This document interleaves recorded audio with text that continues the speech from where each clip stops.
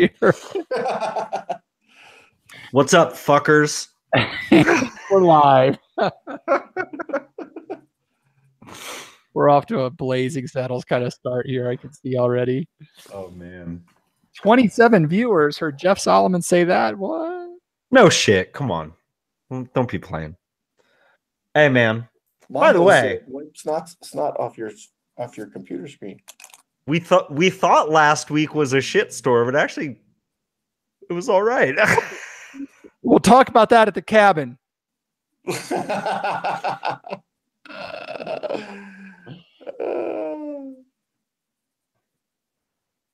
I laughed the whole time. I laughed the whole way through it. I'm not sure why.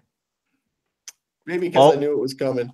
All I remembered is I was watching the clock, and I did see it was right around 19 minutes, 20 seconds when I was like, I don't know. I feel a little awkward about this part. And then by like 20 minutes, 10 seconds, it was fine. Yeah, that was a hoot. Oh, man. All right, so that's in. Let me make sure I got everything.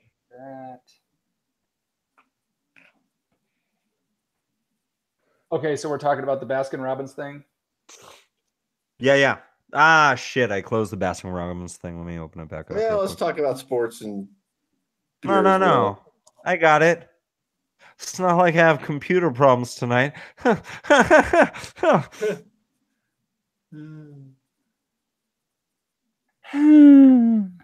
Right. You still with us, Jeff? Yeah. Okay. Are you still with me? Yes. I'm with you in spirit, guys. Excellent. I feel all warm and fuzzy inside. Dildo is my spirit animal.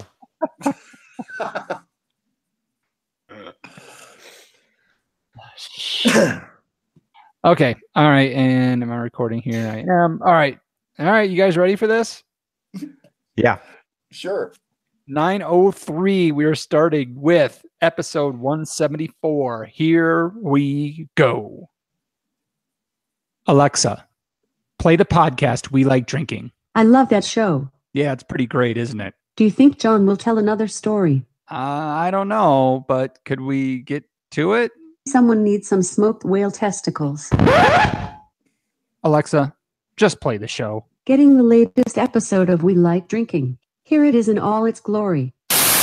At the sound of the tone, the official We Like Drinking time will be 5 o'clock. Commence consumption.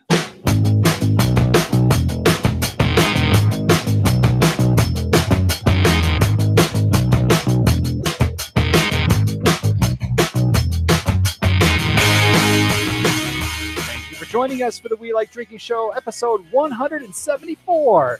In this episode, we'll be discussing... Duck season? No, Jeff. We're talking about Rosé season. Are you sure it's not Wabbit season? No, John. We're discussing Rosé season. Yeah, I thought I was going to give you my recipe for dildo. As I said, it's Rosé season. So crack open your beer, uncork that wine, and let's get drinking!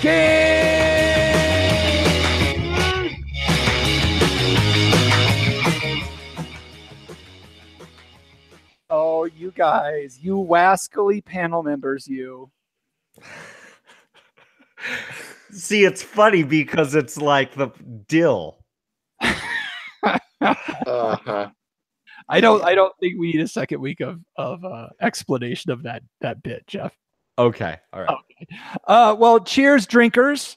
Welcome to episode 174, our monthly drinking episode, and this is going to be a fun one. I have a feeling. But before we twist open these screw caps and uncork these wines, Jeff Solomon, what's the first thing we like to get off our hairy chests? Hey, you haven't seen me with my shirt off. So No, we always like to remind folks, I'm sure if you're listening to this show, you have feelings. Maybe they're good feelings, maybe they're bad feelings, but you're feeling something, and we want to know what that something is. So while you're staring at that beautiful sloshy bird logo on your favorite podcasting app, once you scroll down to where you see some stars, click on the old 5-star and give us an honest review of our show. It helps us make this the show that you want to hear. You're downloading it anyways. You may as well like it too. That's right. You may as well give us a little something. So folks, we have our monthly episode where we go deep on a specific type of wine or beer. And, it's evolved how we get here over the last 174 episodes and to where it is now, where we've got our Facebook group, The Tavern. That's kind of where we kick off the process. We say, hey, here's a couple of wines, and people can add to it as they go for the poll. And the last 2 months we've done wine, Rosé has ran away with the voting. So then we take the votes from the Tavern and we take it to our Patreons, our lovely Patreons, and put the vote to them. And this month they too said rosé. So we're drinking rosés in the middle of rosé season. So I'm excited about this. What do you guys think? Yeah, I'm excited too. We're gonna learn all sorts of stuff. Jeff Eccles might even learn that it's have run and not has. No, you said has ran. It's has run. What sir? You said has ran. I did. You double past tensed it. Sweet. Has ran. Isn't that like? Didn't we just like end a nuclear deal with that country or something? I was gonna say. I've got some awesome board games. When I heard about that, I ran around in a circle and started screaming. All right. So should we talk about last week at all, or should we just forget that ever happened? No, but I did want to mention something that just before the show, I divided up I'm baking bread tomorrow. So we make sourdough bread, and I was testing the dough, and I just thought for a second it tasted it's got a good edge of sourness to it, but it could have used just a little bit of dill. No, hey man, last episode I think we all had some feelings right afterwards, and after giving it a couple days and listening to it, I actually enjoyed it. But I did really enjoy our after party, our cathartic after party. I honestly feel like that was one of the most like eye-opening like pieces of content that we've ever put out. Like I was honestly debating, it's kind of like Star Wars. Like now that you've got the prequels and the postquels and everything, it's like if I were going to, introduce somebody to Star Wars for the first time, like where do I start? And that's the same thing with episode 173. It's like, do you start with the bonus? Do you start with the actual episode? I think the bonus makes people want to listen longer to the actual episode to kind of see those things that we were talking about, Yeah, and I have to give a huge shout out to our listeners and our Patreons and everybody else. A lot of people responded to in different places, on Patreon, on Twitter, on email, on Facebook, all over the place, talking about that episode and giving us feedback on it. A lot of surprising feedback. There was one person that was like, well, there's nowhere to go but up from here, so, but a lot of it wasn't as bad as you guys thought. And a lot of people, yes, Dolly, your email. Oh my God. Fantastic. That was, it had me laughing for days. Dude, Dolly, you talked me off of a cliff, man. Jeffrey McKinney, Lori, everybody that reached out to us, it was great. And really what I got from it is a lot of the response was, don't get rid of wait who subscribed. I got that from multiple people. Keep that section, keep the booze news. So I think the general and don't care about time. So I think we stick to kind of what we talked about with, we'll probably cut what's up when we have guests on or when we do a drinking episode like tonight. But we'll always have booze news. We'll always have, and if we took great pop or pop culture, shit may burn. I mean, that's, and we're going to keep what subscribers. We're going to keep those bits in the show. What's up may get torpedoed during long episodes like tonight. And John, we may just gag you for John's story. That is. No, just kidding. People love John's stories for some reason. I don't know why. And Lori did like the joke about the did dough. like the dill. Yeah. So, all right. Enough of that. We're already okay. You wanted long episodes? You got it, man. All right. So Rosé, very interesting topic for discussion. Jeff, did you want to start off with anything? I do have a lot to say, so just can I start it off with? Can we just make a pact that at no time during this episode are we going to say, a lot of people say rosé is sweet, but it's not. We're not going to be that podcast that says that, because I just said it right now. That's going to be number one, right? Yeah, I mean, so I guess we could talk about, how do you classify a wine as being rosé? Like, how do you get this wine that is, it's not quite white, but it's not red either. This is your traditional pink wine. The stuff that the hashtag Pink Society would be talking about. Basically, when you're talking about a rosé wine, what you're talking about is red wine grapes that are made in more of a white wine style. And there's a lot of ways you can get these red wines to make, or red grapes to make wines that are pink. And I think maybe we want to kind of dive into a few of those processes, right, Jeff? Yeah, man, let's do that. You want to start, or you want me to? Or? Yeah, sure. The French term is saigner. Did I say that right? Saigner, which kind of means to bleed, right? Yeah. All right, so essentially the saigner method is a very short maceration time. So the thing that gives, okay, Jeff, I know you're giving me a little thing. We'll talk about this, right? The thing that gives red wine its color is the anthocyanins in the skin itself. And so the longer the skin contact, the more color you're going to extract from that wine. And so essentially, to make a pink wine, you're going to do a very small maceration time, and usually somewhere between like 8 and 12 hours with your Grenache wines, which is a pretty traditional rosé wine grape. If you've got like a super darker skinned grape, you might have a shorter maceration time than that. That's one way to make rosé. Now I bring up the term saigner because what some wineries will do is they'll essentially let the free run juice fall out of a red wine that they're making.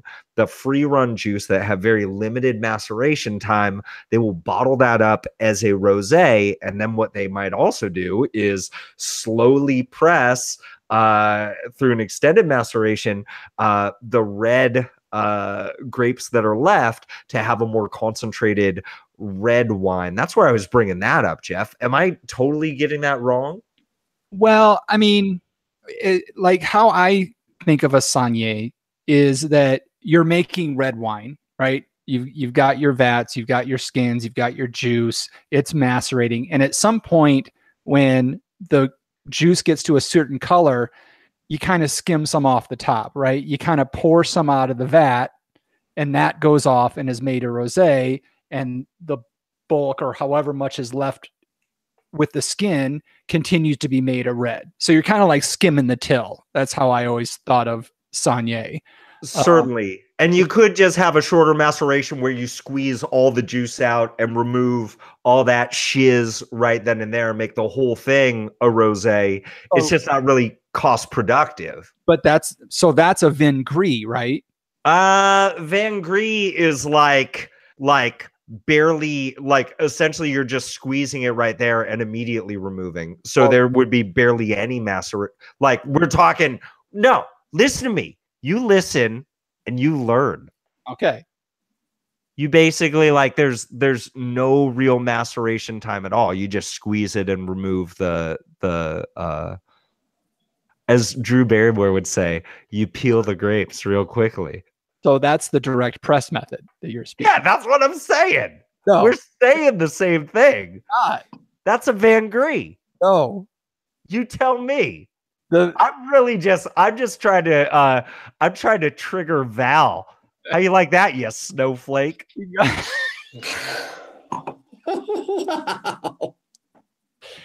So, okay. And apparently we need to go listen to the Wine 25 podcast on Rosé and then come back and do this show. Yeah. Okay.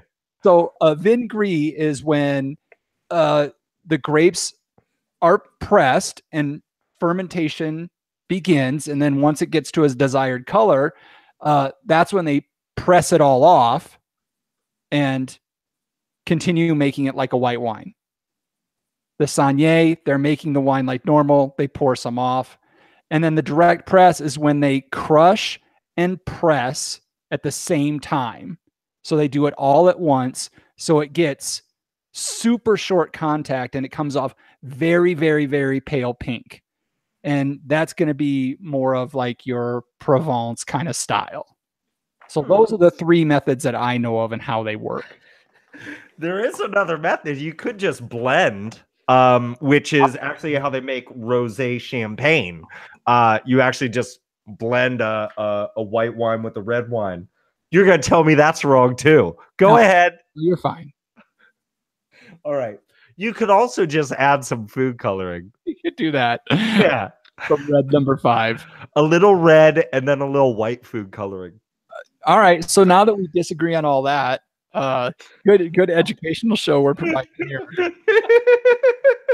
This is where Jeff Kralik jumps in. He's like, "You fucking jackasses." That was like 5 minutes ago. But one of the important things about that Jeff was alluding to, and I think he said, is that rosé wines start out being made like red wines, but they finish once they're extracted from the fruit completely. From that point on, they're made like white wine. So there's not going to be any malolactic fermentation. It's going to be fermented at low temperatures. You're probably not going to see oak at all. So that's kind of one of the cool things about it. What else you got, Jeff, for this? 174. I didn't think 173 would get any worse. Oh, do we have the giggles already? We haven't even started to. Hey, man. Jancis Robinson says a Van Gris is a wine that is made with no maceration, and they tend to be paler than most rosés. All right, excellent.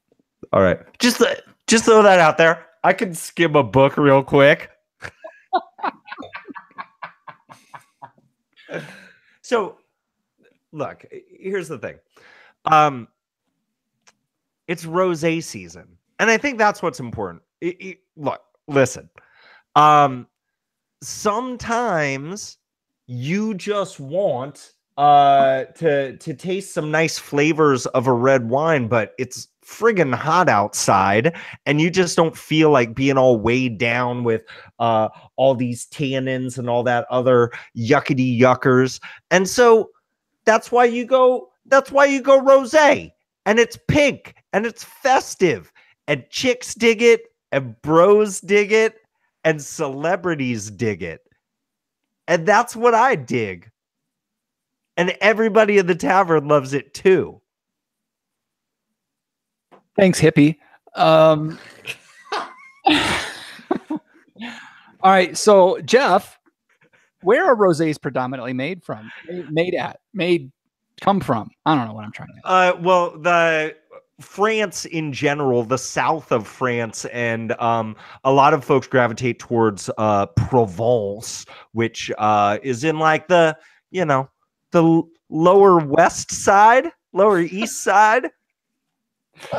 So, I mean, rosés are made all over the world. You can get them from Germany, Italy, France, Spain, US, Australia. I mean, rosés come in all shapes and flavors, all colors. As Jeff, some people call the sweeter side blush as opposed to rosé, but you can get these from very, very almost white, they're so pale, to almost red, they're so dark. And in those color gradients, you're going to get a lot more tannin, more body, all kinds of stuff. So it's really a matter of kind of seeking out what you want. What Jeff was talking to, France is kind of known as the powerhouse of rosés, and he was mentioning Provence. But to me, there's 3 places that you really want to think of when you're talking about Franche rosés. The first is the Southern Rhone. So these are going to generally be GSM blends. So you're looking at Grenache, Syrah, Mourvedre, or Mourvedre, depending on who you talk to. Or Mataro. Or Mataro, or Monastrell. Yes. And usually Grenache is going to be 50%. It's going to be leading the way in the percentages.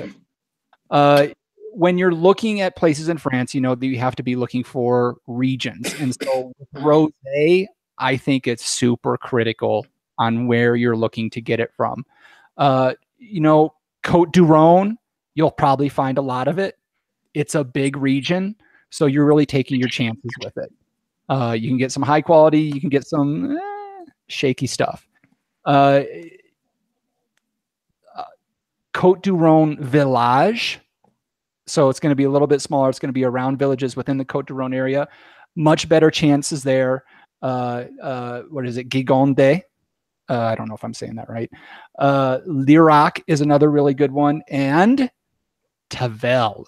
So this is, if you talk to a lot of people, Tavel, they're going to get excited about rosés from Tavel. One thing about if you're getting the Tavel, make sure you're checking the vintage. Some of them, kind of the old school folks, they'll hold on to it and age it a little bit before you release it. So, in my opinion, look for the newer vintages if you're going there. Jeff, any thoughts on what I just said there? Well, I was honestly, so producers in the Tavel sometimes will hold on to them longer. Well, if that's their intention, man, I mean, I think it's probably worthwhile, but be aware. I got to tell you, the wine that I'm getting into later, you should be expecting here in 2018, you get rosé, and almost always you're gonna want to get the 2017. Traditionally, it's something that you'd want to have as a pretty fresh wine. My wine in particular, the vintage is very small on the back label, and it turned out that I picked up a 2016. I still think it's going to be fine, but yeah, typically you'd want to go fresher. I don't know. I mean, if some producers in Tavel are holding on to them, you might be looking at some places where they do want to age them, but that's not, that's kind of like holding on to an IPA for a really long time. Right. Like it's not the best idea. It's the style they're going for, but most people, when they're looking for it, they look for something fruity, something light, something high acidity. And the longer you hold on to it, it's going to start to fall apart. And I would also say, like, yeah, Côte du Rhône is a pretty large region, but like, you're probably familiar with some producers like Perrine, things like that. Like, if it's a producer that you're aware of, I don't think you're taking much of a gamble. And honestly, like with rosé, at these prices, you're not really gambling, like that's kind of how I feel. Yeah. Good point. Then you're looking at the Languedoc region. There's a couple of sub-regions here, but primarily what you're going to find is the Languedoc AOC. And really, this is value priced wine. I think it's got great QPR, and I'd say don't be afraid to pick up a Languedoc rosé.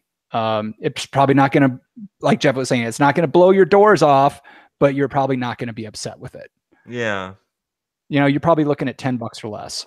It's kind of fun to drink some Languedoc while you're watching 16 Candles too. Dump bump. Okay. Okay. So now shall we get to Provence? Yeah. Apparently you've got a thing. I think this is going to be like a rant a la taste what you like. So, okay. So, you know how when people talk about going on vacation and they had an amazing wine when they're on vacation, best wine they ever had. Okay. All right. Home with that same wine, they're like, it really wasn't that great. That is the definition of most of the wines coming out of Provence. You're in the Med, it's all sun and beaches and awesome, and you're drinking these cold wines, and they're great. But really, and I'll get a little bit more deep into this because I know right now there's a lot of people that are screaming. But the Provence, a lot of the wines coming out of Provence, if you blind taste them, they won't be your top picks because they don't have the acidity that you're looking for out of a rosé wine. All right. So is that why everybody's got herbs de Provence on their shelf? Like they were just having a rip roaring vacation. They came back with some spices. Yes, that's exactly it. Every single time I'm like, what's this seasoning? Herbs de Provence. So, get out of here. So let me dial this in a little bit. I'm really talking about, and it's what you see a lot. It's what I saw a lot walking through the wine store today. You see these funky shaped bottles, and they're squares, and they're pyramids, and they're hourglasses, and all this stuff. You sure you weren't in the tequila aisle?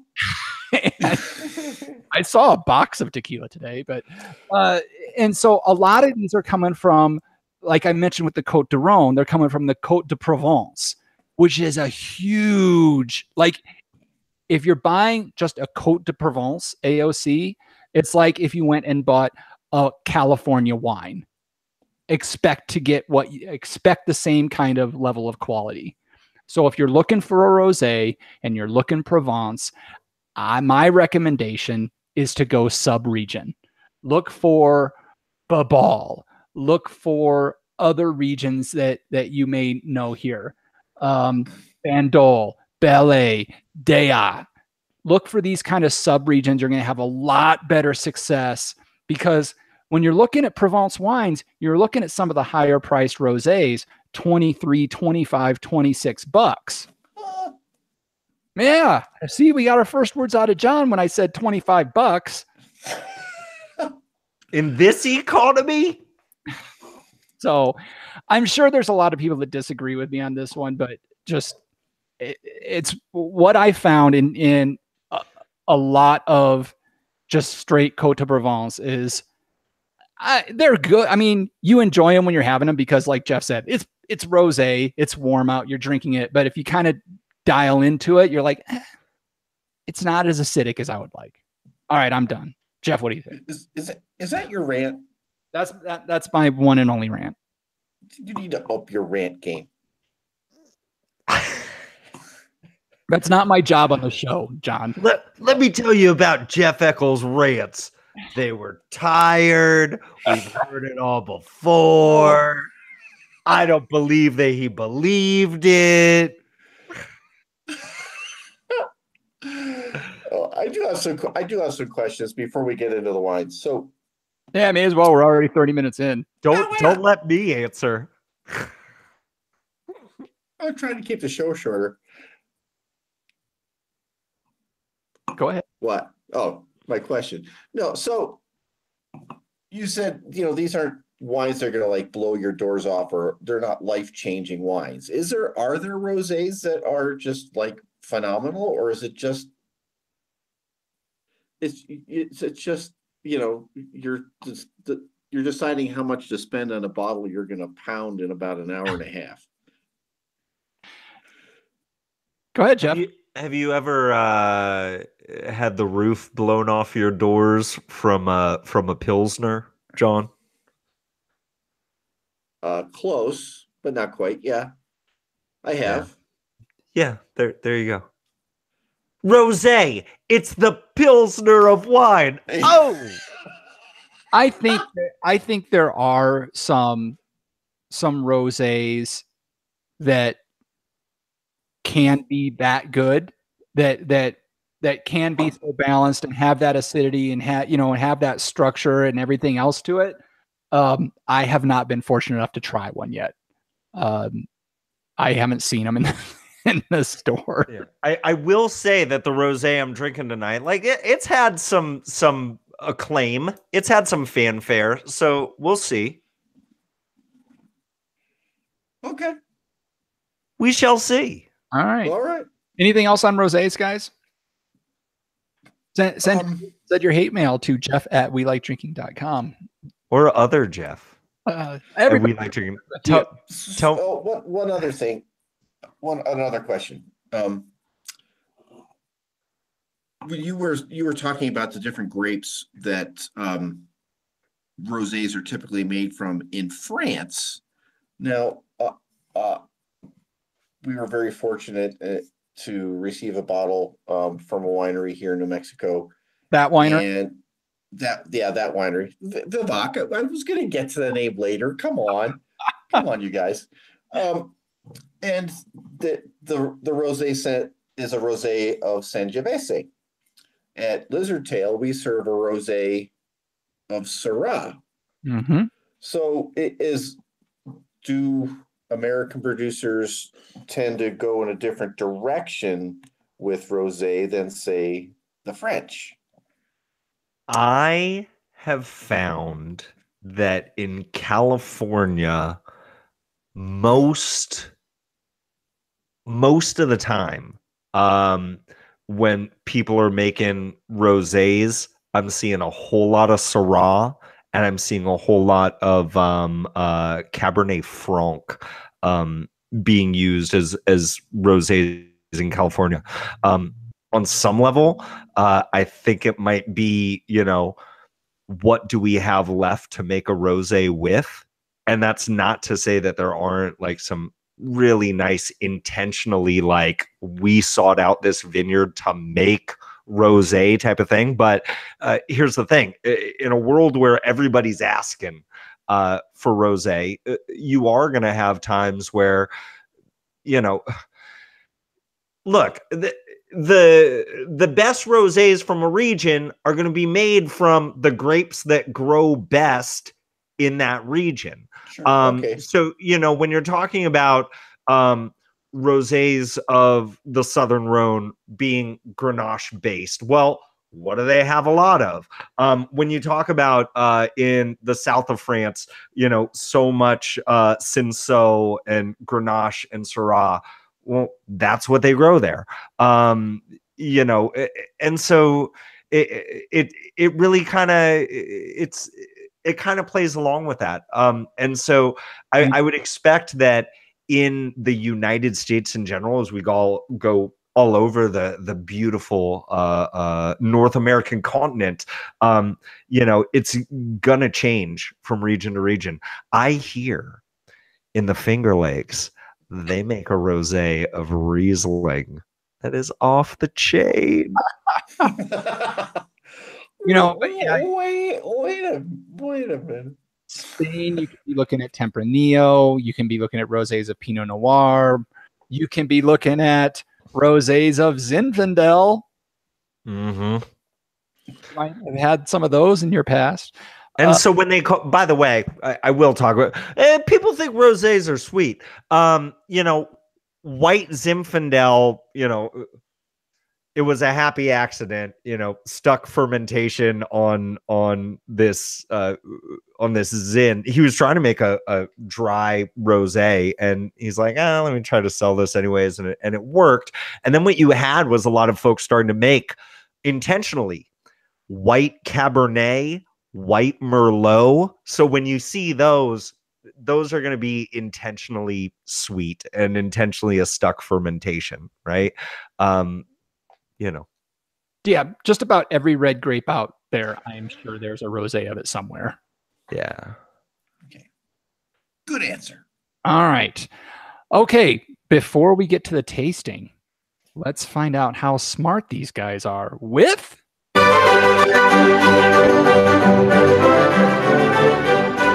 grape hop or pop culture reference. So this was, I give these guys a term, try to tell me if it's a wine grape, a beer hop, or some kind of pop culture reference. The term this week is sloopka.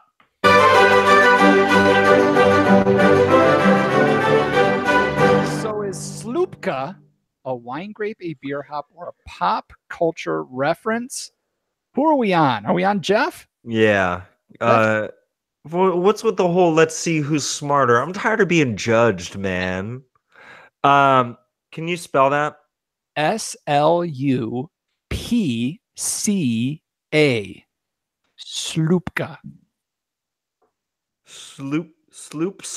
Sloopka.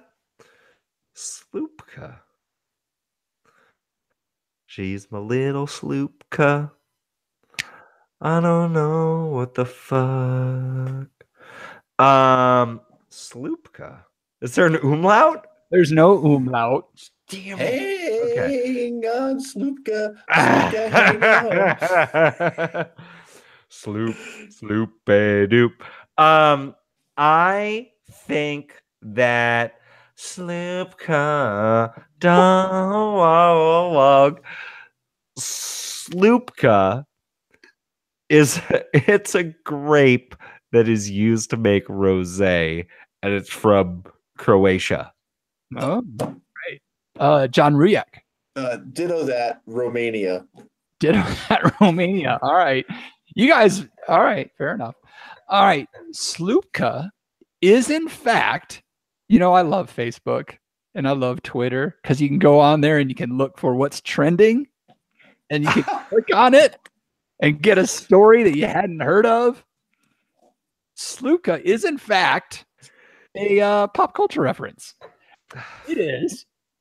You're gonna love this one. This happened today. It's that thing where you shave the inside of your kneecap. I thought you did. It's a new process for making dill dough.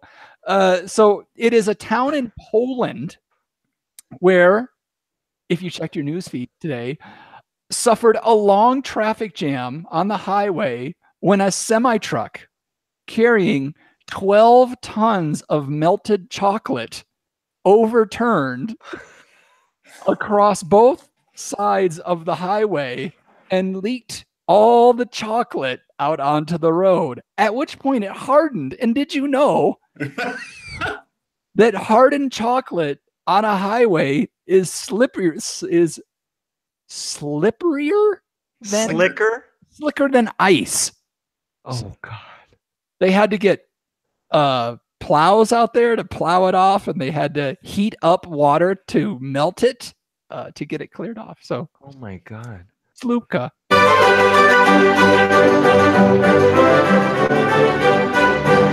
So, if you're eating what you think is a Nestle Crisp bar, you break a tooth on a piece of gravel. If it's what would be a Nestle Quick Bar in Polish?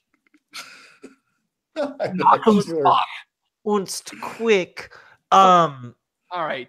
I'm sorry. I'm just like you say this and I'm having this flashback to like my high school math teacher, Mr. Blotcher. He used to bring in these like old newspapers that he would collect when he was a kid.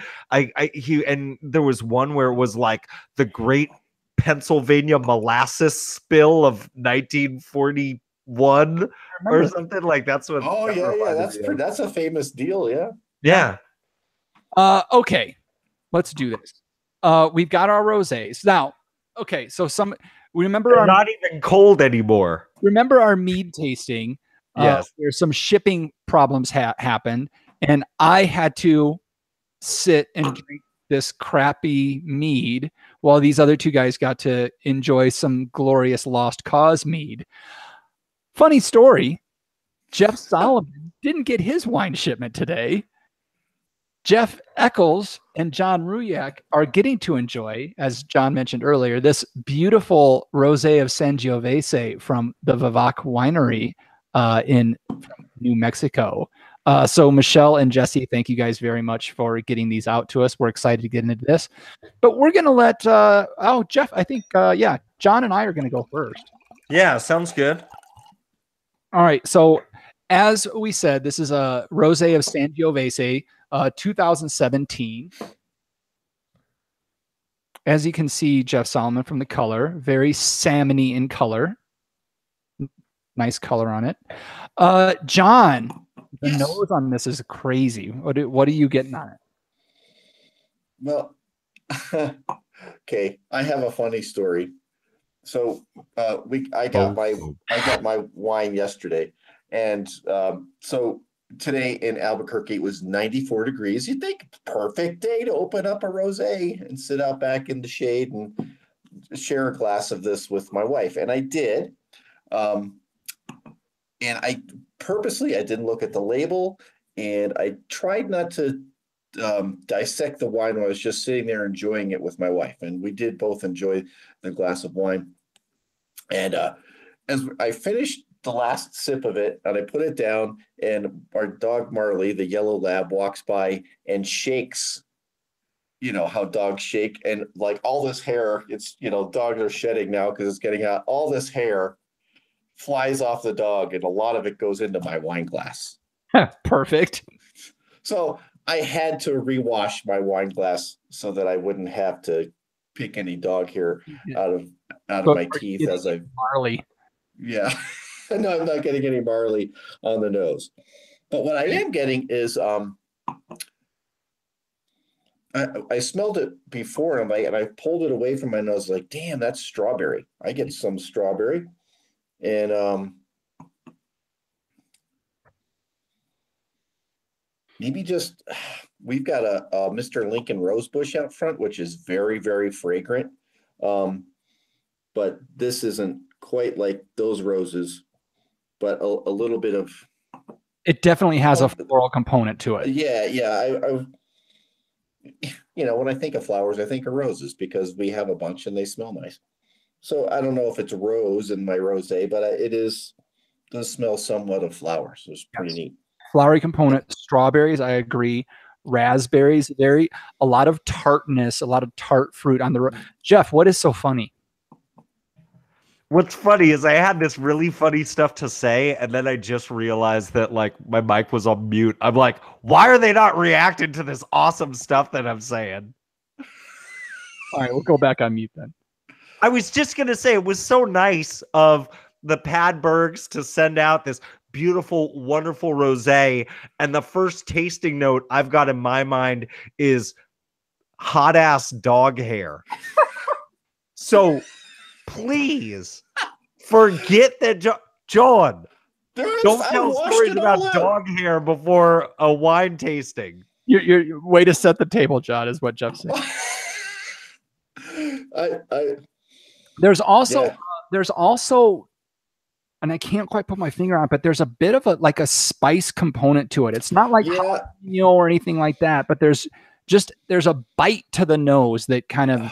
No, I think if I did get that same thing, and I think if you thought about it for a couple days, I could probably identify it. But yeah, I think you're right. It's a spice, and it's a warm spice. Mm-hmm. It's in the allspice, ginger, cinnamon type of. All right, I'm drinking reaction you get on your nose. Yeah, so I love the nose on it. It is very aromatic. A lot of rosés are kind of tight on the nose. This one's very aromatic. So on the palate, nice acidity. I'm drooling over here on the table. Yeah, I think the body is kind of medium, but there's a lot of acidity. The alcohol content in this is 12.5. Mm-hmm. But without knowing the beginning bricks, there's not really a lot of way to know what the residual sugars on it are. But the body's kind of medium. But boy, all of a sudden the flavor jets just as Guy Fieri would say, just start salivating with the acidity on this wine, and the body just kind of evens out and washes away. So I'm holding two bottles up here to the screen, and you can see the colors are not that far off here. Jeff, do you agree? Yeah, they're pretty right on. Similar in color. So the Sangiovese, light in color, the nose was pretty, it had some good acid notes to it. I wasn't expecting the body that this wine has to it. There's some structure here. There's some, they're not high tannins by any means, but there's some meat to this wine. There's a little bit of drying on after the wine clears out and you stop salivating. There's some dryness from tannins on this. Sticks to your whole mouth. You feel it throughout the mouth. As far as flavors go,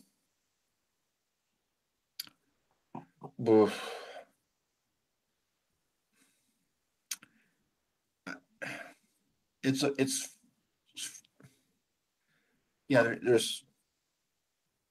I don't know, not cantaloupe, there's definitely not honeydew, there's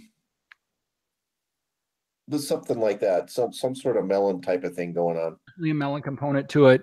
There's a strawberry component to it, and it's kind of it's not the soft strawberries, so it's not like overripe strawberries. It's that. No, it's a hard strawberry. It's still got a little bit of green on top of it that you cut off. Yeah. So it's a little bit more of that firmer strawberry. There's a little bit of raspberry going on there, maybe a little bit of cranberry, but it's more of like a tart kind of cranberry play. But I definitely get the melon. I definitely get kind of that hard, slightly hard strawberry. Decent body to it, nice acidity to it. I get something like orange. I didn't get the secondary berries like you get. Just strawberries, yes, on the nose, and not like an orange zest kind of thing. Yeah, not it doesn't have the bite of pith, and it's not sweet like the flesh. So I would say like a zest. Yeah, orange. Yeah, and then on the finish, the flavors kind of they kind of take a back seat to the acidity, and the body that kind of round the finish out.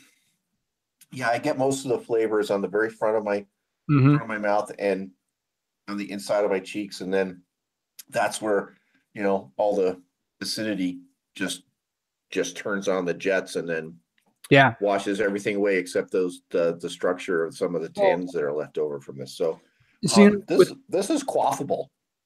It is, but you know what? Like, I would much rather have this with food. Well, I had a little bit of cheddar cheese. I probably should have gone with something maybe a little drier. But it was a sharp cheddar cheese. I know we didn't have a lot. I had this like a bit and a couple slices, and it went very well with that. I think this would be really super good with, say, duck, salmon, pork chops on the grill. Yeah, pork chops. Really go. I really wouldn't put this up on like a salad or a sushi or anything like that, and I wouldn't go as far as like steak or burgers or anything like that. But like a white meat or maybe some a heavier cooked fish. I think this would be okay with like a Caesar salad. Yeah, something that's pretty strong on the flavor. Yeah, because I think those would hold up against it, and the acidity would take care of a lot of the cheese and the creaminess of a Caesar salad dressing. Yep. All right. So Michelle and Jesse and everybody else at Vivac, thank you guys so much for sending this out, and nice work. Yeah, I'm digging it. Yeah. All right, Jeff. Yes. What is your wine? I am drinking, I'm going to say, the most sought after bottle of rosé in all of the world. Why? Maybe it's because it's in partnership with the Perrine family of Chateau de Beaucastel in Chateau de Pape. Maybe it's because this rosé comes from where your favorite spices are from Provence. Maybe, just maybe, it's because the other partners are Angelina Jolie and Brangelina Pitt. This is the 2016 Miraval Côte de Provence rosé. You're gonna put me on the hot seat, huh? Did it just because I knew? Honestly, I've never, this has been out for what, like 5, 6, 7 years now, at least as long as Brangelina has been behind this. And this is my first time ever tasting it. And so, it's weird because you see a lot of like celebrity wines and people are pretty quick to dismiss them. But when you go into a partnership with the Perrine family, like, there's some pretty heavy hitters. And there's been a pretty good response from this wine. This is not like your Drew Barrymore peel the grapes type of rosé, at least from the critical perspective. So, this is a Côte de Provence. It's composed of Cinsault, Grenache, Syrah, and Roll, which is also known as Vermentino. So there you go. A nice salmon color, much like you saw in that Vivak Sangiovese. And on the nose,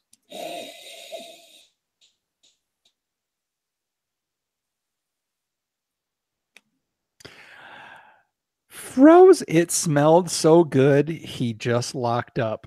Okay, we'll get back to him. But so, John, we are just going to go ahead. Oh, no, he's got the booze news, doesn't he?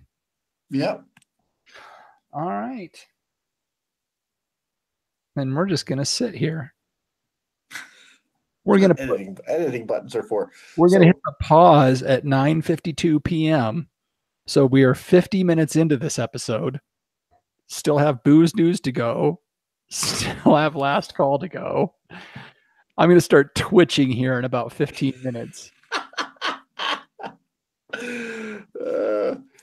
Jeff, I would say if you can still. There he is. Oh, he's there. Oh, he was there for a second. Oh, no, now he joined again. Now we've got 2 Jeff Solomons. Hey, you know what's so hello? Yeah. We're hearing you.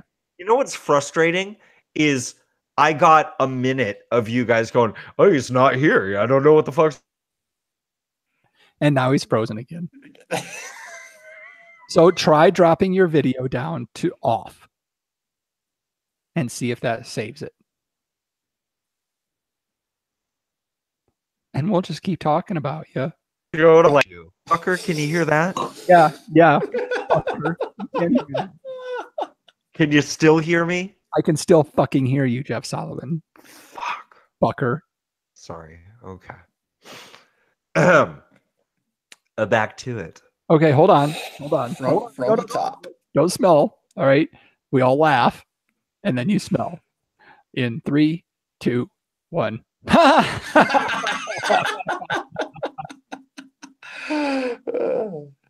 was funny.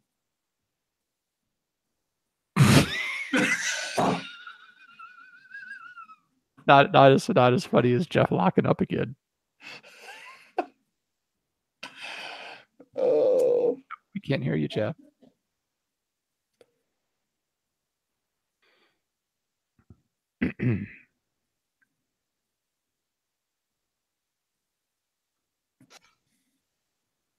I was hoping we'd do an after party tonight.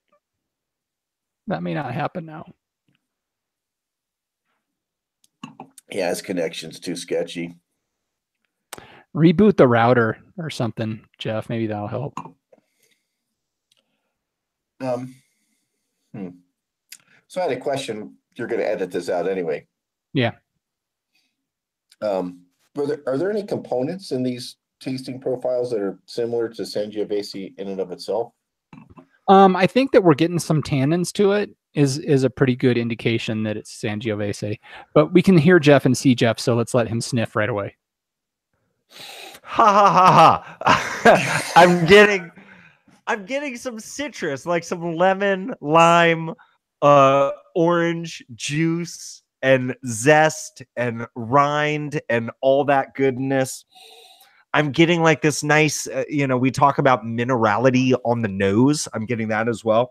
Would that be from the Vermentino? Could be. While that is the smallest proportion of grapes there, it definitely could be there.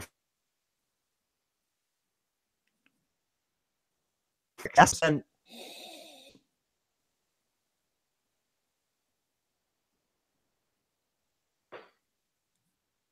Is your cable plugged in, Jeff, or are you back on wireless?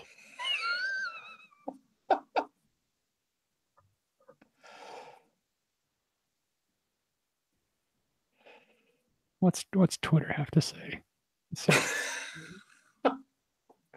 We're going to go to Twitter to fix Jeff's internet problems? We're just going to see what's going on while we're waiting.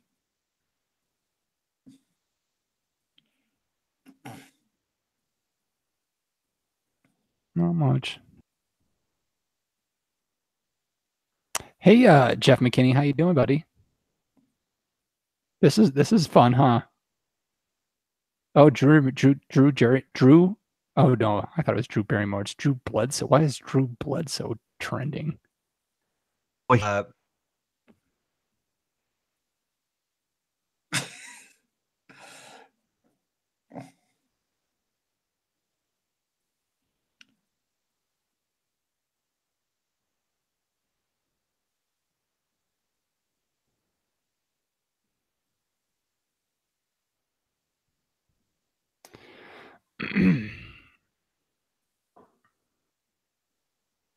Well, we got to get through it, Jeff. Are you still there, John? I'm still here. Okay.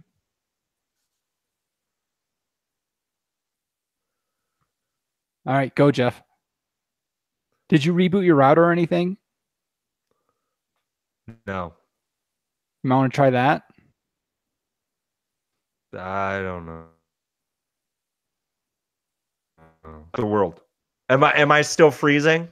Yeah, you're glitchy. Motherfucker. Yeah, I'll go reboot the router. Can you give me like 5 minutes? I'll just restart my old computer. Yeah. Stuff too. Like, yeah.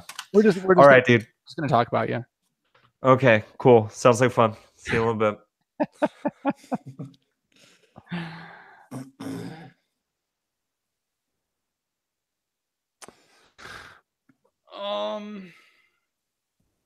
Let's see.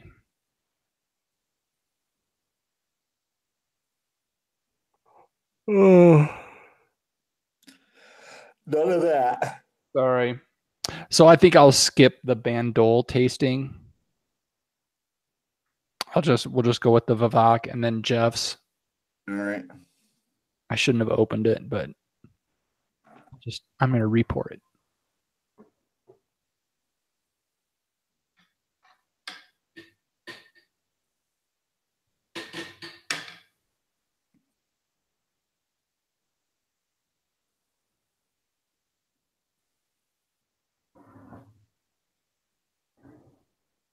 I mean, I guess I should at least take a sip of it before I... Yeah. That's a sip, right?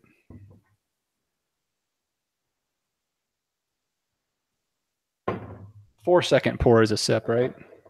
There you go.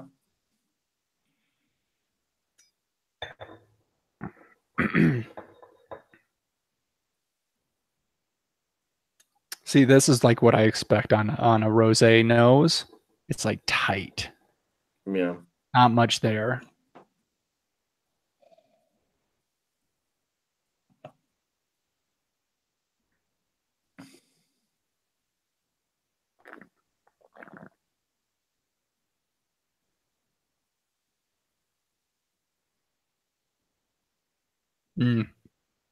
Big mistake tasting this after the Vivak.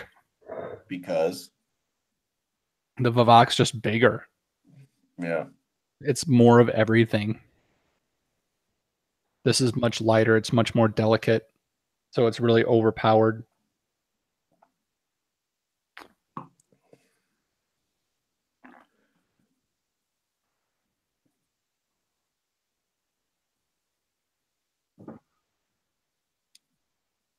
Is it 10 or 11 down there now?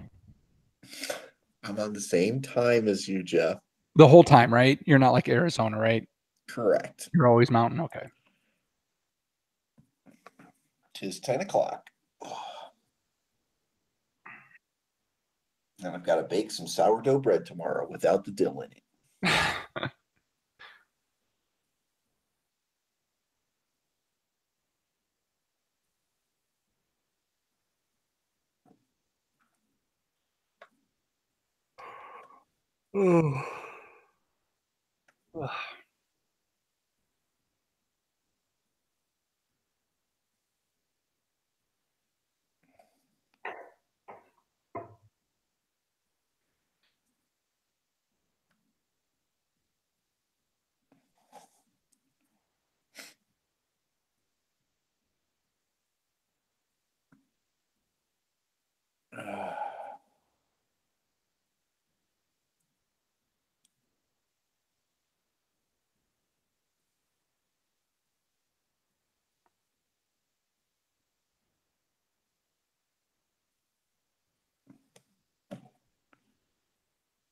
Brewed a sour cherry wit today. Ooh, that sounds good. Yeah, that's the second time. The first batch would probably keg it sometime late next week.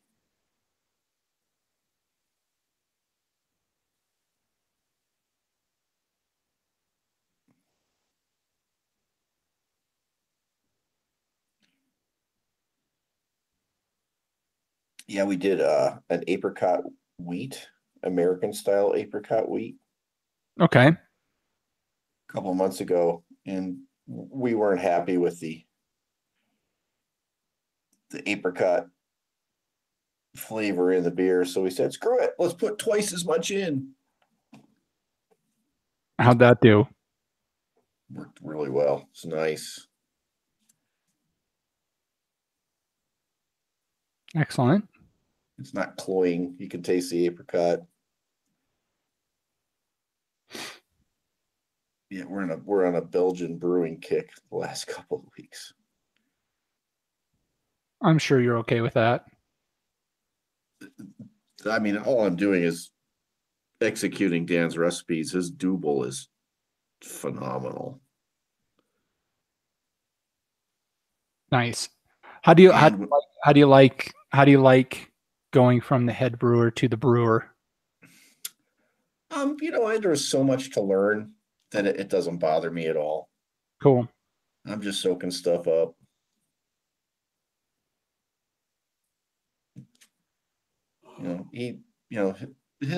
Our philosophies are similar, just the way we go about them is somewhat different.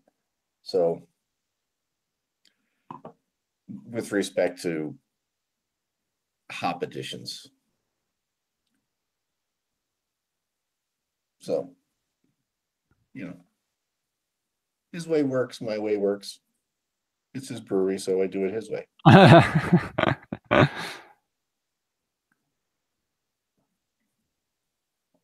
So I may have an announcement next week about some stuff, so that'll be cool.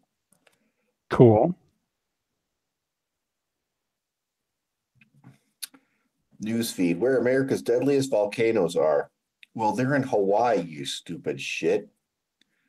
Jesus.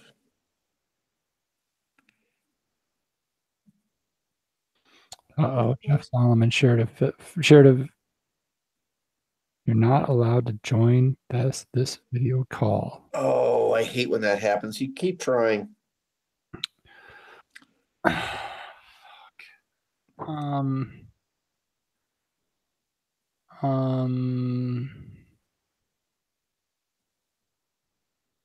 What can I do? Is there anything I can do?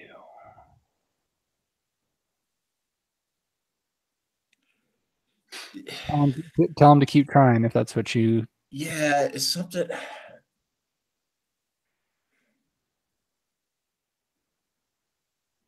he may have to go back to the original email. He's got to go back to the original email.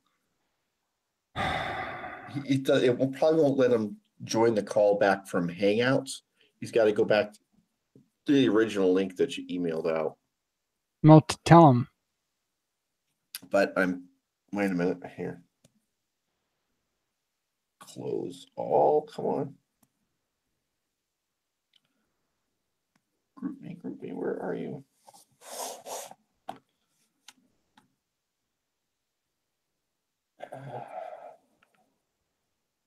Come on. It's on Google. Go back to original email.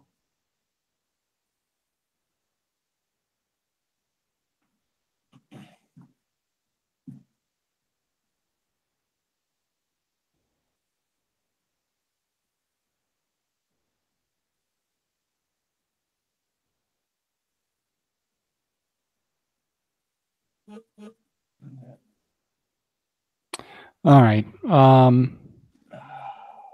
No, it's not going to work. I'll have to start up a new. I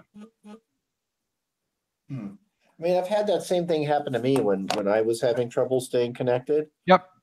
And I would just go back to the original. I would get it wouldn't let me sign back into the call. Here. Let me. I'm gonna try something real quick. Let me go. Invite him. You're gonna try and invite him. So I'm gonna say invite. Send invite as we like turning to Jeff Solomon invite.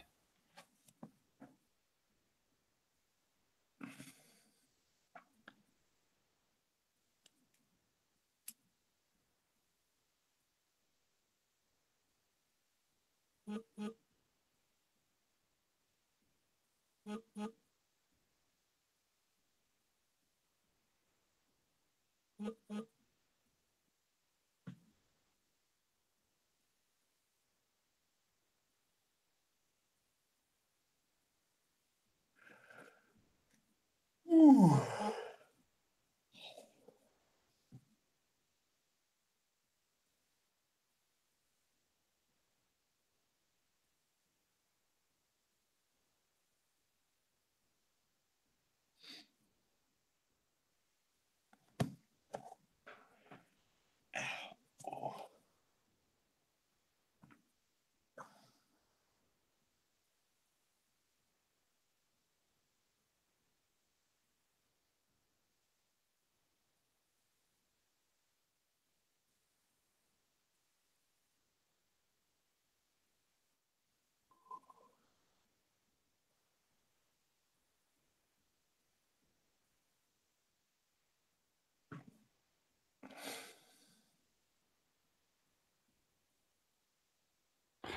Hello, viewer. How are you? You may as well just go away. This shit's falling apart. Sorry.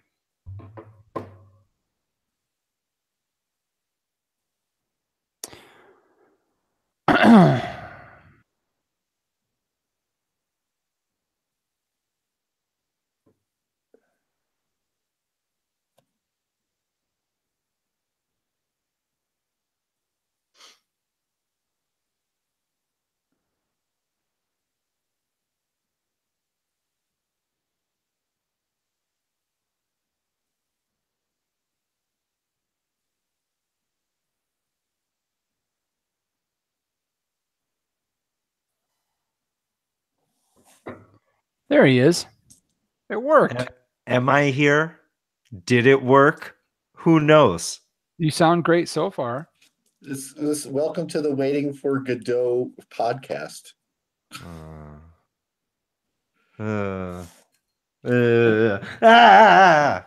Spilt my rosé on my hand. I haven't even had any yet. Yes, you have. You were tasting it and giving us notes. No, I was tasting like some generic rosé while I was waiting. 3, 2, 1. Ha ha ha. Ah. Ah. Ah. So we've gone back in time 6 months to when Jeff had really shitty internet connection. Quit talking. Just shut up. Let me tell you something. I'm a people person. There's a lot of citrus fruit on the nose. There's some river rock. There's like some strawberry or something. I'm going to taste it now. Let's see if my internet survives.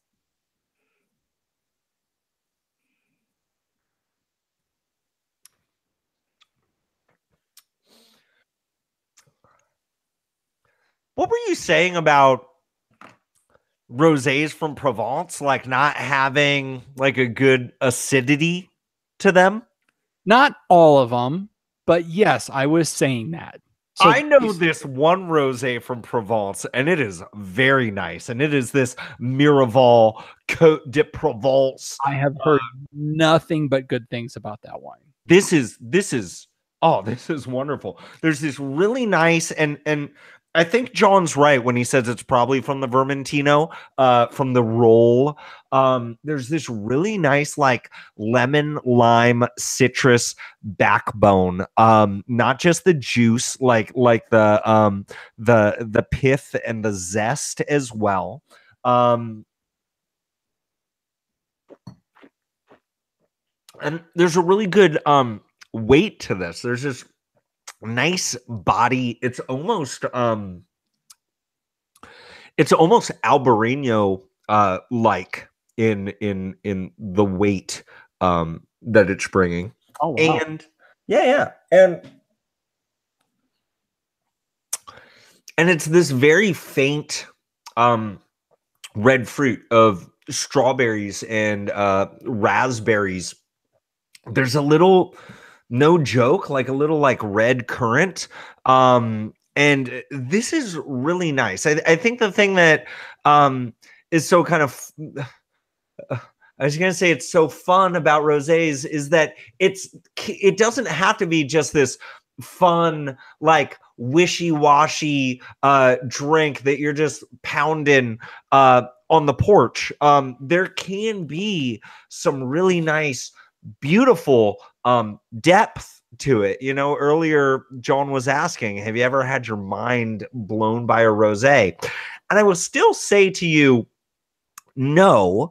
But there is that complexity there. If you're looking for it, and it depends, you know, I wouldn't necessarily expect that from, you know, the $5 Côte de Rhone rosé, or like sometimes you might even see like I saw a rosé, an option of a rosé from Bordeaux. You probably wouldn't be expecting a whole lot of depth in that, but you know, it's nice, and I like the subtlety, and I like the balance that's there. This is very much enjoyable, and it's very much thought-provoking. Am I a fan of paying $22 for a rosé? Not really. Thought that was like a $23, $24 rosé. Yeah. Do I think I could get as much enjoyment, if not more, from a French rosé in the like $10 to $15 range? Certainly. And you know, if I'm just looking for something quaffable, I got no problem paying $5 for something at Trader Joe's. No problem at all. And they don't have to be like those nondescript, and I hate to like bash my state, but like sometimes I feel like there are just these like nondescript California rosés. There are a lot of places that are just making rosé because they know people buy rosé, and there's a pretty quick turnaround on that product. But you know, it's tough to find a rosé that you're gonna hate too. Yeah, agreed. The acidity is the key, right? I mean, if it doesn't have the acidity, you're going to find a rosé that you don't like very much. Yeah. Whew. Now that I got that out of the way, I think I'm just going to drink the rest of this here bottle. Proceed, gentlemen. It's funny because when I was at the liquor store today looking for rosé. I was specifically looking for that one. Yeah, I didn't know you were getting it, but if I could find that one, I was going to get it, and I couldn't find it. All right. Well done, fellas. That was quite the rosé discussion. Almost took a full hour. I have to say, Okay.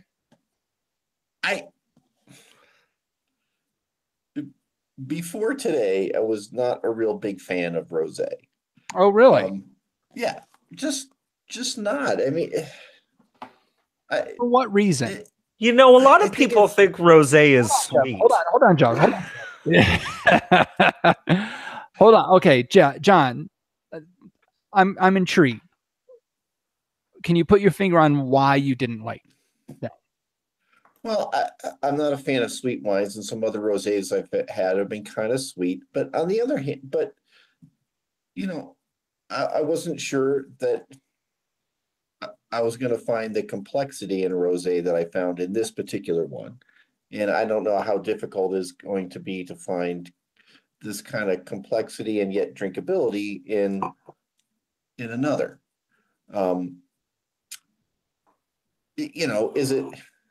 Is it a red wine that's trying to be white, or is it a white wine trying to be red? It's like, make up your mind. Really not. It is its own thing. Yeah, it just treads this path in my own mind that I just have a hard time getting around, and I'm pretty flexible as far as, beer styles go. I mean, like I was saying earlier, well, in sound that you won't hear, but we brewed a sour cherry wit today. That's a fruit added. That's a Belgian wheat beer with fruit added to it. So, I mean, I'm open-minded about these things, but rosé has always been this weird thing.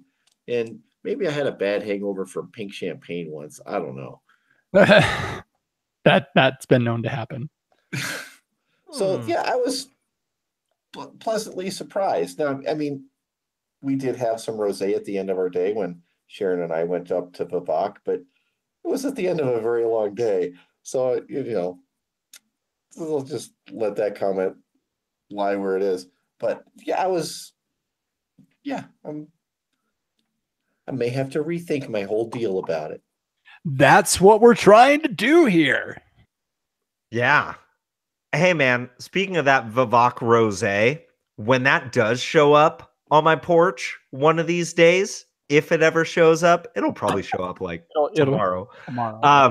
When it shows up, I'm looking forward to doing, I don't know, maybe an episode of Stay Rad Wine Blog TV all about that Vivek Rosé, and I'd love to compare my notes with y'all. There you go. Let's do that. All right. Good tasting, guys. We definitely went deep on rosé. Normally, we would wrap the show up. But since our listeners told us not to. You asked for it, so here it comes. Headlong into booze news. We discuss interesting, not noteworthy, not or stupid shit. Jeff Solomon. We just had the main course, baby, and now it's time for dessert. You know what would go really well with this Miraval Côte de Provence rosé? Tell you what would not go good with it. Ice cream.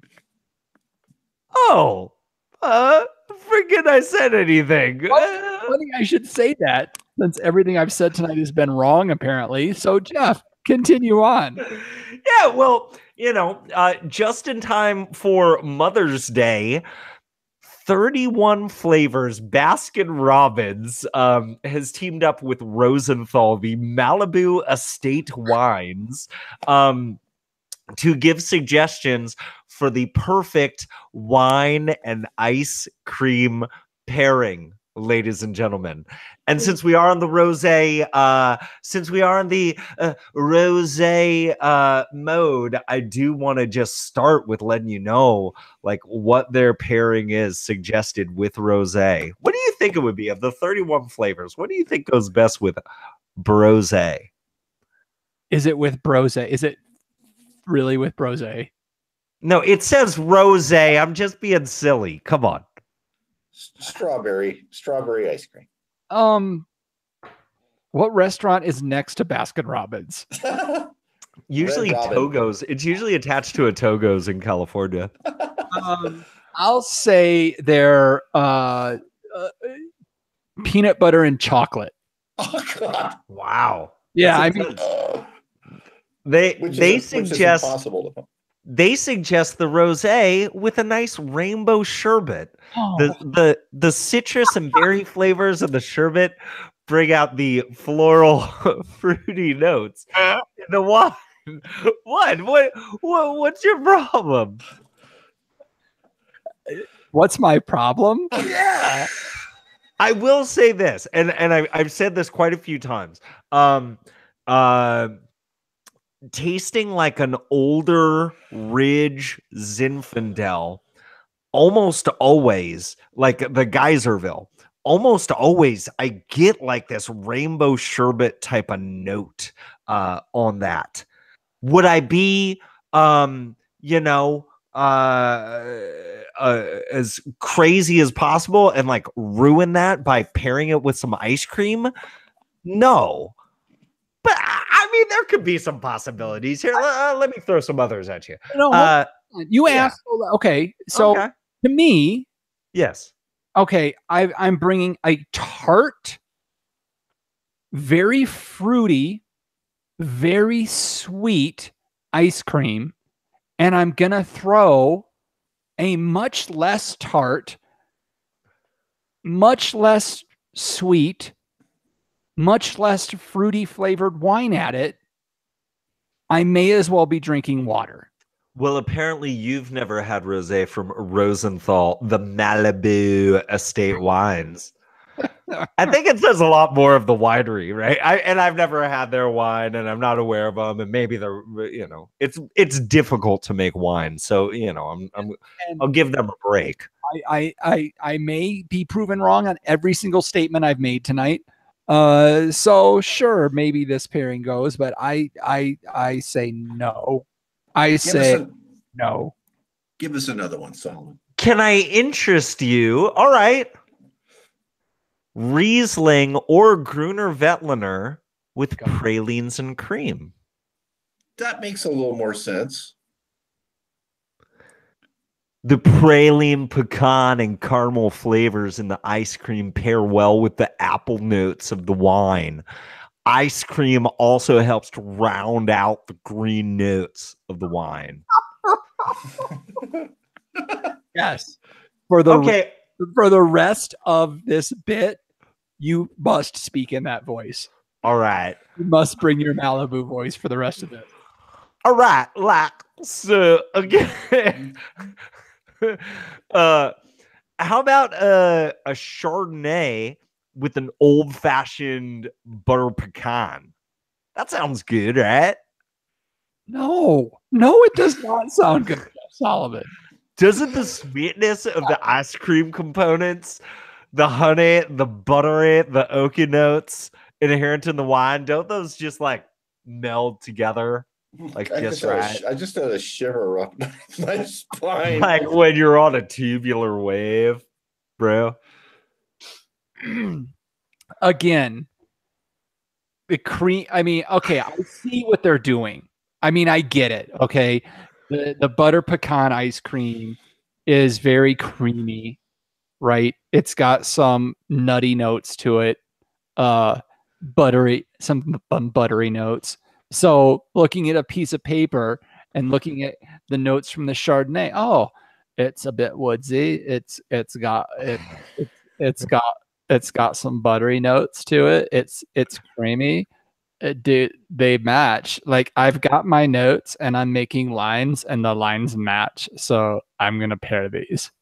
All right, I've got one, and this is just off the cuff. Just throwing this out here. Throw it. Don't throw it too hard though. I can't catch. I don't want to hurt me. You're so apathetic. So, no, you know what I think might work? What? Apothic Brew. Oh. And I don't know if Baskin Robbins has ownership on this one, but they have something like this. Apothic Brew with like a Heath Bar Crunch. Oh. But is the base ice cream chocolate or vanilla? Vanilla. Come on. Vanilla. Right.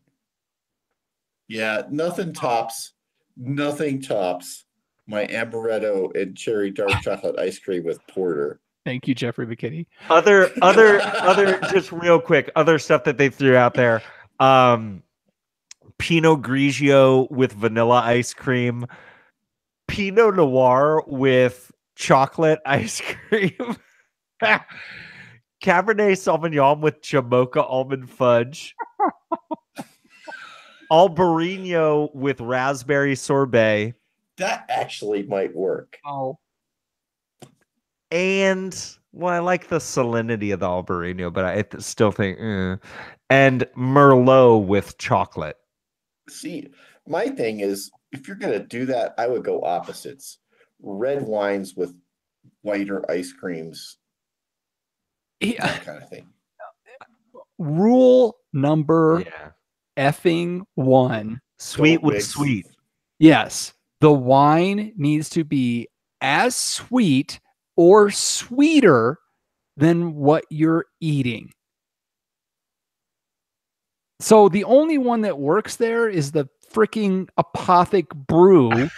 And I'd put the Apothic Brew more with like cookies and cream because, you know, a nice or some kind of brownie chocolate freaking blend because there's, you know, coffee and dessert go so well together. So All right. So now that everybody's inspired to do these ice cream and wine pairings, Baskin Robbins now has a new floral stripe cake, which includes every single one of those flavors. You know how much it would cost to buy a scoop of every single one of those? You can get it all in one cake. And you can get like 20 different spoons and 31 different wines. And you can have yourself the most decadent of Mother's Days of all time. How disgusting would that be? An ice cream cake that has raspberry sorbet and Jamocha almond fudge on the same damn cake. I mean, if you do that, just get yourself a mixer, just go in there and just mix all of it into one big brown goopy mess. What flavor is that, honey? Brown. Eat up. It's called brown. I got you some Apothic Rosé to go with it. Yeah. Who's driving mom home after all this? Apothic Rosé and brown ice cream. Do you mean chocolate? No, brown. Well, I'm really glad we did booze news today. Hey, Jeff, did any of those pairings sound good, magical to you? you know what? If it weren't for I keep forgetting because, like, when's the last time I had ice cream? Like, it's been decades. And so I forget how sweet ice cream really is. And so, like, if I'm just going on, like, just the base flavors, forgetting that they're ice cream, I'm like, you know, some pralines and cream, like, with some Riesling, like, that might be kind of fun, you know? But that's the problem. You know what you do? You roll down there with a couple cans of wine and you get like the little pink taster spoon and you just like go to town like, I'd like a taste of this, I'd like a taste of this, and then, you know, create your own wine and ice cream pairing. I think we have a question for the show. Excellent. You have question of the show tonight. Yes. Okay. Oh, look at my I'm looking at my Swatch watch and it's telling me that we've reached Last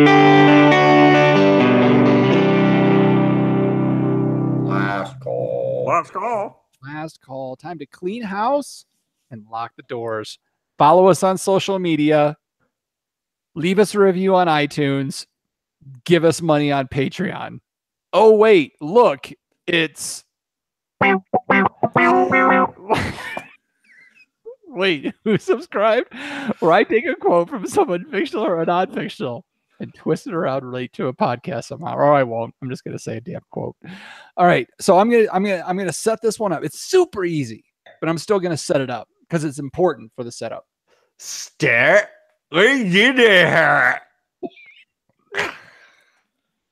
The name of the character I'm about to read is Tatum Riley.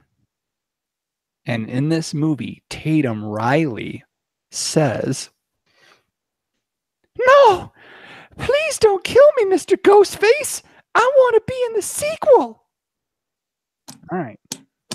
So, Tatum Riley said that quote, John Ruyak, in what movie?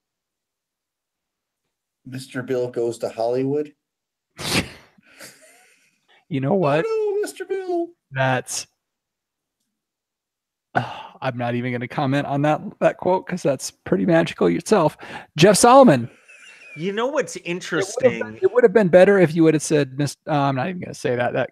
That's what I was about to say is too crass for even this show. Jeff Solomon, go ahead. What's interesting about Scream was Wes Craven's parody of a horror movie, and yet I feel like this quote is from a parody of that parody, which would be Scary Movie. Is that what that is? Scary Movie? No, you were right the first time. It was Scream. It is. Oh, there you go. Okay. Now here's the tough part of it, because that was the easy part. Who was the actress that played Tatum Riley on this episode about a particular type of wine? Oh yeah, it was Drew Barrymore played Tatum Riley. Oh, that would have even been funnier. Rose McGowan. Rosé McGowan. Rose McGowan in Scream playing Tatum O'Reilly. Very, very well done, Jeff Solomon. I'm pretty awesome. I'm pretty great. You've been known to say that before. Yeah. All right. I was gonna say, I don't like doing spoilers, but Drew Barrymore died in the very first scene of Scream. And Scream 2, Billy's mom did it. Oh, look. I hope you haven't seen Infinity yet, or the new Avengers movie yet. Come on, I'm not a nerd. You can also find the show notes this episode with all the links to the stories or mentions we had at welikedrinking.com/podcast. Oh, well, first episode after 173. I think we need to have another bonus episode, guys. But we've reached the point where I get to say, okay, panel, let's take one last trip around this table and get some final thoughts before we shut off the lights. John Ruyak. I had so many things to talk about with this, but I'll just say, yeah, Rosé, do it. Just leave the dog hair out. That's probably a good call. And I will say, folks, enjoy your rosé. It is rosé season. Find a bottle and get a Côtes de Provence if you want. Don't listen to me. Jeff Solomon, for the question of the week. Yeah, so the question of the week is, what is your perfect wine and ice cream pairing? According to Sturt from Malbec, Merlot and chocolate is the best because you've got this classic indulgent flavor pairing with chocolate that rounds out the mouthfeel of the Merlot. And the pairing is reminiscent of chocolate dipped red berries. And I like strawberries and ice cream. No way. That's like my favorite thing ever. No way. Yeah. Hello. I get my strawberries from Watsonville on the 1. Dad, I just drive down the 1. get out of here. I go through Carlitos to Watsonville. With Head that on over Hecker Awesome. Pass. Thanks To Pacheco Pass to the 5. podcast. Where you never drink alone. Is anybody gonna say it? Smoked whale testicles. What? They said at the beginning of the show. We did? Oh yeah. Yeah, my line was stolen by a fucking robot. End scene. And scene.